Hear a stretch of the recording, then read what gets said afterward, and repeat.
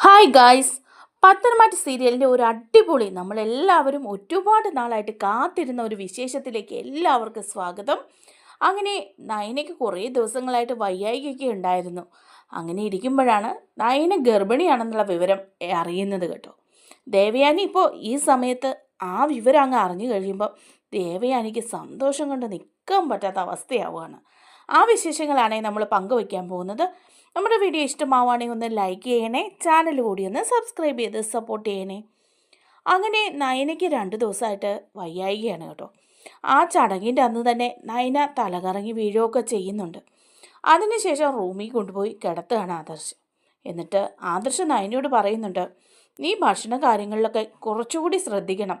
നീ ഇപ്പോൾ ഭക്ഷണം കഴിക്കുന്നതൊക്കെ തീരെ കുറവാണ്. പോരാത്തതിന് ഇങ്ങനൊരു സർജറി കൂടി കഴിഞ്ഞിരിക്കുന്ന സ്ഥിതിക്ക് അത് ഭയങ്കര ബുദ്ധിമുട്ടാവും. അപ്പോൾ നയന പറയാണ്, അതൊന്നും കുഴപ്പമില്ല ആദർശേട്ടാ, ഞാൻ ആവശ്യത്തിന് ഭക്ഷണമൊക്കെ കഴിക്കുന്നുണ്ട്. എന്നിട്ടാണോ ഇങ്ങനെ ഇടയ്ക്കിടയ്ക്ക് തലചുറ്റലൊക്കെ ഉണ്ടാകുന്നത്? അതെന്താണെന്ന് എനിക്കറിയില്ല. BP ഒക്കെ തനിക്ക് എപ്പോഴും കൂടുന്നതല്ലേ, അതുകൊണ്ടായിരിക്കും അല്ലേ എന്നൊക്കെ ചോദിക്കുകയാണ്. അപ്പം നയന പറയുന്നുണ്ട്, ഇനി ഞാൻ ശ്രദ്ധിച്ചോളാം ആദർശേട്ടാ, ഇപ്പം തൽക്കാലം ഹോസ്പിറ്റലിലൊന്നും പോകണ്ട, ഞാൻ നന്നായിട്ട് ഫുഡൊക്കെ കഴിച്ച് ആരോഗ്യം നോക്കിക്കോളാം എന്നൊക്കെ പറയുകയാണ് കേട്ടോ. പക്ഷെ അതേസമയം പിന്നീടും ഇതുപോലെ പല പ്രാവശ്യവും നയനയ്ക്ക് തലചുറ്റലും മനമറിച്ചിലും ഒക്കെ ഉണ്ടാകുന്നുണ്ടേ. അങ്ങനെ ഇരിക്കുമ്പോൾ ഒരു ദിവസം രാവിലെ നയനയ്ക്ക് എണീക്കുമ്പം വല്ലാത്ത തലചുറ്റലൊക്കെ തോന്നിയിട്ട് നയന എണീക്കാനായിട്ട് ലേറ്റ് ആവുകയാണ് ചെയ്യുന്നത്. ഈ സമയം ദേവയാനിയാണെങ്കിൽ ഈ കാര്യങ്ങളൊക്കെ നന്നായിട്ട് ശ്രദ്ധിക്കുന്നുണ്ട്. നയനയ്ക്കിപ്പം ഈ അടുത്ത ദിവസങ്ങളിലായിട്ട് എന്തോ വയ്യായികയാണല്ലോ എന്ന് ദേവയാനി വിചാരിക്കുകയാണ്. ദേവയാനിയാണെങ്കിൽ എന്നും പൂജാമുറിയിൽ കയറി നയനയ്ക്ക് വേണ്ടി പ്രാർത്ഥിക്കുന്നുണ്ട്. എൻ്റെ ദേവി, അവൾക്കൊന്നും വരുത്തരുതേ, അവളാണ് എനിക്ക് കരൾ നൽകിയത്, അതുകൊണ്ട് അവൾക്കൊരു ആരോഗ്യ പ്രശ്നം ഉണ്ടാവരുതേ, എനിക്ക് കരൾ തന്നതിൻ്റെ ഫലമായിട്ട് അവൾക്കൊരു ബുദ്ധിമുട്ടും ഉണ്ടാവരുതേ, അതുകൊണ്ടാണ് അവൾക്കിപ്പോൾ ഈ ക്ഷീണവും തലചുറ്റലും ഒക്കെ ഉണ്ടാകുന്നതെന്ന് എനിക്കറിയാം. അങ്ങനെ ഒരു ബുദ്ധിമുട്ടും അവൾക്ക് ഉണ്ടാവരുതേ, അവൾക്ക് മറ്റൊരു അസുഖങ്ങളും ഉണ്ടാവരുതേ എന്നൊക്കെ ഇങ്ങനെ പ്രാർത്ഥിക്കുകയാണ് കേട്ടോ ദേവയാനി.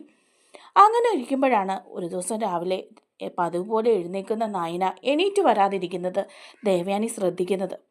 അപ്പം തന്നെ ദേവയാനിയുടെ ഉള്ളിൽ ആകെപ്പാടെ ടെൻഷനാവുകയാണ്. എന്തെങ്കിലും വയ്യായികയായിരിക്കുമോ നയനയ്ക്ക് എന്നോർത്ത് ദേവയാനി ടെൻഷൻ അടിക്കുകയാണ്. അങ്ങനെ ദേവയാനിയാണെങ്കിൽ 2 കപ്പ് ചായയൊക്കെ ആയിട്ട് ആദർശിൻ്റെയും നയനയുടെയും റൂമിലേക്ക് പോവുകയാണ് കേട്ടോ. അങ്ങനെ റൂമിലേക്ക് കയറി ചെല്ലുമ്പോഴാണ് നയന എണീറ്റ് ഇറങ്ങി വരുന്നത്. അപ്പോൾ നയന ചോദിക്കുകയാണ്, അമ്മ എന്താ ഇപ്പം രാവിലെ എണീറ്റ് ഈ ചായയൊക്കെ ഇട്ടത്? അമ്മ ഇങ്ങനെ വയ്യാതിരിക്കുന്നതല്ലേ? അമ്മ ഇത്രയധികം ടെൻഷൻ അടിച്ച് ജോലിയൊന്നും ചെയ്യണ്ട, ഞാനിതൊക്കെ ചെയ്തോളുമായിരുന്നല്ലോ എന്ന് പറയാണ്. അപ്പോൾ ദേവയാനി പറയുന്നുണ്ട്, അല്ല, ഇത്രയും സമയമായിട്ട് നിന്നെ കണ്ടില്ല, നീ സാധാരണ ഈ സമയത്ത് അടുക്കളയിൽ കയറി ചായയൊക്കെ ഉണ്ടാക്കി എല്ലാവർക്കും കൊടുക്കുന്നതാണല്ലോ, ഇന്ന് എന്ത് പറ്റി നിനക്ക് എന്ന് ചോദിക്കുകയാണ്. അപ്പോൾ നയന പറയുന്നുണ്ട്, അതമ്മേ, എനിക്ക് വല്ലാത്തൊരു ക്ഷീണം, കുറച്ച് ദിവസങ്ങളായി ഇങ്ങനെ തുടങ്ങിയിട്ട് വല്ലാത്തൊരു തലചുറ്റൽ, എണീറ്റപ്പം ഒരു ബുദ്ധിമുട്ട് പോലെ തോന്നി, അതാ ഞാൻ താഴേക്ക് ഇറങ്ങി വരാതിരുന്നത്. അപ്പോൾ ദേവയാനി പറയാ, ആ എന്തെങ്കിലും ആട്ടെ, ദാ ചായ ഇട്ട് ഞാൻ കൊണ്ടുവന്നിട്ടുണ്ട്, നീ എടുത്തൊരെണ്ണം കുടിച്ചിട്ട് ആദർശനും കൊടുക്ക് എന്ന് പറയുകയാണ്. അപ്പോൾ നയനി ആ ചായ അങ്ങ് വാങ്ങുകയാണ്. അപ്പോൾ ദേവയാനി പറയുന്നുണ്ട്, ദേ, തലചുറ്റലൊക്കെ നന്നായിട്ട് മാറിയിട്ട് താഴേക്ക് ഇറങ്ങി വന്നാൽ മതി, ഇനി അവിടെ വന്ന് എന്തെങ്കിലുമൊക്കെ ഒരു വയ്യായിക ആയിക്കഴിഞ്ഞാൽ ആകെപ്പാടെ ബുദ്ധിമുട്ടാകും കേട്ടോ എന്ന് പറഞ്ഞ് ദേവയാനി അങ്ങ് പോവാണ് കേട്ടോ. നയനയ്ക്ക് ആ സമയവും വയ്യാതെയൊക്കെ ഇരിക്കുകയാണ്. അതിനുശേഷം ആദർശ് ഓഫീസിലേക്ക് പോവുകയാണ് കേട്ടോ. അപ്പം നയനയോട് പറയുന്നുണ്ട്, പ്രത്യേകം കാര്യങ്ങളൊക്കെ ശ്രദ്ധിക്കണം, ആഹാരമൊക്കെ നല്ല രീതിയിൽ കഴിക്കണം, വയ്യായികയാന്ന് പറഞ്ഞ് ആഹാരം കഴിക്കാതെ താൻ ഇവിടെ ഇരിക്കരുത് എന്ന് പറയാണ്. അപ്പം നയന പറയുന്നുണ്ട്, ഇല്ല ആദർശേട്ടാ, ഈ വയ്യായിക മാറുമ്പം ഞാൻ താഴേക്ക് പോയി ഭക്ഷണം കഴിച്ചോളാം എന്ന് പറയണം. അങ്ങനെ സമയം ഉച്ചയാകുകയാണ് കേട്ടോ. ഉച്ചയാകുമ്പം ദേവയാനി എല്ലാ ഭക്ഷണം ഉണ്ടാക്കി മേശപ്പുറത്തിങ്ങനെ വിളമ്പുകയാണ് ചെയ്യുക. ആ സമയത്ത് നയനയാണെങ്കിൽ ഭക്ഷണം കഴിക്കാനായിട്ട് വന്നിട്ടില്ല. നയനയെ ഭക്ഷണം കഴിക്കാനായിട്ട് വിളിക്കുന്നുണ്ട് ദേവയാനി. അപ്പോൾ നയന പറയുന്നുണ്ട്, വരാം എന്ന് പറയുകയാണ്.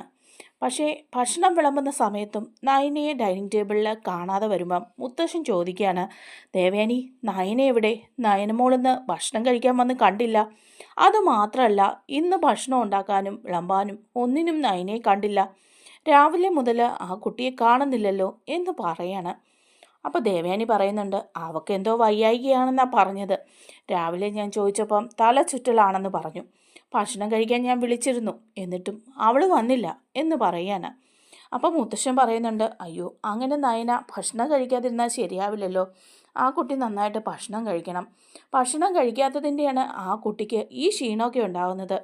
അനാമിക ചെന്ന് അവളെ വിളിച്ചിട്ട് വാ എന്ന് പറയാണ്. അപ്പോൾ അനാമിക ഇങ്ങനെ മടിച്ച് നിൽക്കുകയാണ് കേട്ടോ. ആ സമയം നവ്യ പോവാണ്. അനാമിക പോയില്ല എന്ന് കണ്ടിട്ട് തന്നെ നവ്യ ചെന്ന് വിളിക്കുന്നുണ്ട് നയനെ. നയനെ വാ, ഭക്ഷണം കഴിക്കാൻ വരാൻ മുത്തശ്ശൻ പറഞ്ഞു. അവിടെ എല്ലാവരും കഴിക്കാനിരിക്കുകയാണെന്ന് പറയാണ്. അപ്പം നയന പറയുന്നുണ്ട്, നവ്യേച്ചി എനിക്ക് നല്ല വിശപ്പൊന്നും തോന്നുന്നില്ല, അതാ ഞാൻ വരാഞ്ഞത്. അത് സാരില്ല മോളെ, നീ താഴേക്ക് വാ, സർജറിയൊക്കെ കഴിഞ്ഞിരിക്കുന്നതല്ലേ, അതിൻ്റെ ക്ഷീണമായിരിക്കും. നന്നായിട്ട് ഭക്ഷണം കഴിക്കുമ്പം അതൊക്കെ അങ്ങ് മാറും എന്ന് പറയാണ്. അങ്ങനെ നയനയെ കൂട്ടിക്കൊണ്ട് ഇറങ്ങി വരികയാണ് കേട്ടോ നവ്യ. അങ്ങനെ ഡൈനിങ് ടേബിളിൽ എല്ലാവരും ഇരിക്കുകയാണ്. അപ്പോൾ നയനയെ കാണുമ്പോൾ തന്നെ ആകെപ്പാടെ ചൊറിഞ്ഞുകൊണ്ട് ജലജ പറയുന്നുണ്ട്, അവളെ ചെന്ന് പ്രത്യേകം എടുത്തുകൊണ്ട് വരണം, എന്നാലേ അവൾ വരുവുള്ളൂ ഭക്ഷണം കഴിക്കാൻ എന്ന് പറയുമ്പം നയന പറയാണ്, അതെനിക്ക് നല്ല വിശപ്പ് തോന്നുന്നില്ലായിരുന്നു അപ്പച്ചി, അതുകൊണ്ടാണ് എന്ന് പറയാണ്. അപ്പം ജലജ പറയാണ്, അതെങ്ങനെ വിശപ്പ് തോന്നും, വെറുതെ ഇരുന്ന് ഭക്ഷണം കഴിക്കല്ലേ, ഇത്രയും നാളും അടുക്കളയിൽ കയറി കുറച്ച് പണിയെങ്കിലും ചെയ്യായിരുന്നു. ഇതൊക്കെ ഇപ്പം ഏടത്തി അങ്ങ് ഏറ്റെടുത്തപ്പം അവൾക്ക് സുഖമായി, വെറുതെ ഇരുന്ന് കഴിക്കുന്നത് കൊണ്ട് വിശപ്പില്ല. അപ്പോൾ ഉടനെ നവ്യ പറയാണ്, ഓഹോ അങ്ങനെ വിശപ്പില്ലാതാവണമെങ്കിൽ ആദ്യം വിശപ്പില്ലാതാവേണ്ടത് നിങ്ങൾക്കൊക്കെ തന്നെയല്ലേ.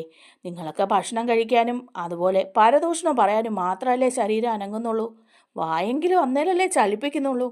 അപ്പം പിന്നെ ജലജ ഒന്നും മിണ്ടുന്നില്ല കേട്ടോ. അങ്ങനെ ഭക്ഷണം എല്ലാവരും കഴിച്ചുകൊണ്ടിരിക്കുമ്പോഴേക്കും പെട്ടെന്ന് തന്നെ നയനയ്ക്ക് ഒരു ഓക്കാനം പോലെ തോന്നുകയാണ്. നയന അവിടെ നിന്ന് ഇറങ്ങി പോവുകയാണോ, ഇറങ്ങിപ്പോയി വാഷ് ബേസിനിൽ പോയി ഛർദ്ദിക്കുകയാണ് കേട്ടോ. അപ്പോൾ അത് കാണുമ്പം അനാമിക ഇങ്ങനെ പറയുന്നുണ്ട്, ഹോ എന്തൊരു കഷ്ടമായത്, മനുഷ്യൻ ആഹാരം കഴിക്കാനുള്ള മൂടും പോയി, ഇനി എങ്ങനെ ഭക്ഷണം കഴിക്കും, ആ സമയത്ത് തന്നെ അവൾ ഛർദിയും കൊണ്ട് വന്നു എന്നിങ്ങനെ പറയാണ്. അപ്പം മുത്തശ്ശൻ ചോദിക്കുന്നുണ്ട്, എന്ത് പറ്റി നായനമോളെ നിനക്ക്, ഭക്ഷണത്തിൻ്റെ മുമ്പിൽ നിന്ന് പോയി ഛർദ്ദിക്കുന്നുണ്ടല്ലോ. അപ്പം ദേവയാനിക്കും ആകെപ്പാടെ ടെൻഷനാകുകയാണ് കേട്ടോ, എന്ത് പറ്റി നയനയ്ക്ക് എന്ന് ആലോചിച്ചിട്ട്.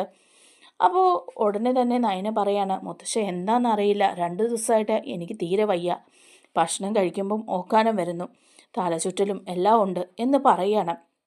അപ്പം മുത്തശ്ശൻ പറയുന്നുണ്ട്, ഇതിങ്ങനെ വച്ചുകൊണ്ടിരുന്നാൽ പറ്റില്ല, എന്തായാലും ഡോക്ടറെ കാണിക്കണം, അത് അത്യാവശ്യമാണ്, ആദർശിനെ ഞാൻ വിളിച്ചു വരുത്താം എന്ന് പറയാണ്. അപ്പം ദേവയാനി പറയുന്നുണ്ട്, വേണ്ടച്ചാ ഞാൻ വിളിക്കാം അവനെ, ആദർശ് ഡോക്ടറെ കാണാൻ കൊണ്ടുപോട്ടെ അവളെ എന്ന് പറയാണ്. അങ്ങനെ ദേവയാനി ഫോൺ എടുത്ത് ആദർശിനെ വിളിക്കുകയാണ് കേട്ടോ. അപ്പോൾ ആദർശ് വരുന്നുണ്ട്. എന്താ എന്ന് ചോദിച്ച് ടെൻഷൻ അടിച്ചാണ് കേട്ടോ ആദർശിൻ്റെ വരവ്. അങ്ങനെ ആദർശ് നയനയും കൂട്ടിയിട്ട് ഹോസ്പിറ്റലിലേക്ക് പോവാണ് കേട്ടോ. ദേവയാനിയാണെങ്കിൽ വീട്ടിലിങ്ങനെ ടെൻഷൻ അടിച്ചിരിക്കുകയാണ്. എന്താണാവോ, കരൾ തന്നതിൻ്റെ എന്തെങ്കിലും പ്രശ്നം കൊണ്ടായിരിക്കുമോ അവൾക്കിങ്ങനെയൊക്കെ വരുന്നത് എന്നൊക്കെ ചിന്തിക്കുകയാണ് ദേവയാനി. അങ്ങനെ ഡോക്ടർ നയനയെ പരിശോധിക്കുന്നൊക്കെയുണ്ട്. അതിനുശേഷം ഇറങ്ങി വരികയാണ്. വന്നിട്ട് ആദർശിനോട് പറയുന്നുണ്ട്, എന്തായാലും കഷ്ടകാലമൊക്കെ മാറിയെന്ന് തോന്നുന്നു കേട്ടോ, ഒരു ഹാപ്പി ന്യൂസാണ്. ഇത്രയും വലിയ സർജറിയൊക്കെ കഴിഞ്ഞതാണ് നയനയ്ക്ക്, എന്നാലും നയനയ്ക്ക് ഇപ്പോൾ വിശേഷമുണ്ട്, നയന പ്രഗ്നൻ്റ് ആണെന്ന് പറയുകയാണ് കേട്ടോ.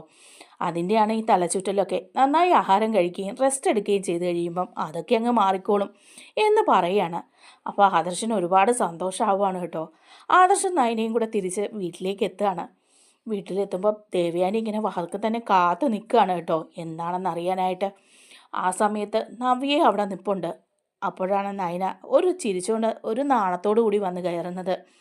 ആദർശനെ കാണുമ്പോൾ തന്നെ ദേവയാനി ചോദിക്കുക, എന്താ ഡോക്ടർ പറഞ്ഞത്? അപ്പോൾ ആദർശ് ഒന്ന് ചിരിക്കുന്നുണ്ട്. അപ്പോഴേക്കും നവ്യ ചോദിക്കുന്നുണ്ട്, എന്താ നയനെ, എന്തെങ്കിലും പ്രശ്നമുണ്ടോ, ഡോക്ടർ എന്താ പറഞ്ഞത് എന്ന് ചോദിക്കുകയാണ്. അപ്പോൾ ആദർശ് പറയാണ്, അത് അമ്മേ, ഡോക്ടർ പറഞ്ഞത് നിങ്ങൾ ഞാനൊരച്ഛനും ഇവളൊരമ്മയാകാൻ പോകുന്നു എന്നാണ് പറഞ്ഞത്, അതുകൊണ്ടാണ് ഇങ്ങനെയൊക്കെ എന്നാണ് ഡോക്ടർ പറഞ്ഞത്, കാര്യമായിട്ട് വേറെ പ്രശ്നമൊന്നുമില്ലെന്നാണ് പറഞ്ഞത് എന്ന് ആദർശ് പറയാണ്. അപ്പോൾ അത് കേൾക്കുമ്പം ദേവയാനിക്ക് അങ്ങ് ഭയങ്കര സന്തോഷമാവുകയാണ്. ദേവയാനിയുടെ മനസ്സ് സന്തോഷം കൊണ്ട് തുള്ളിച്ചാടുകയാണ് കേട്ടോ. നവ്യാണെങ്കിൽ ഓടിപ്പോയിട്ട് നയനെ കെട്ടിപ്പിടിക്കുന്നുണ്ട്.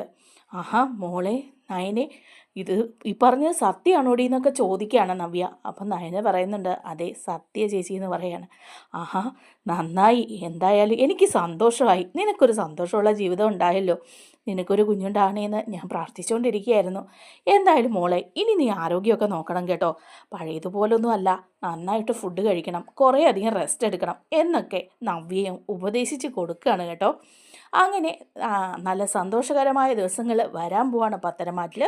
നമ്മുടെ വീഡിയോ ഇഷ്ടമായാൽ ഒന്ന് ലൈക്ക് ചെയ്യണേ, ചാനൽ കൂടി ഒന്ന് സബ്സ്ക്രൈബ് ചെയ്ത് സപ്പോർട്ട് ചെയ്യണേ. താങ്ക്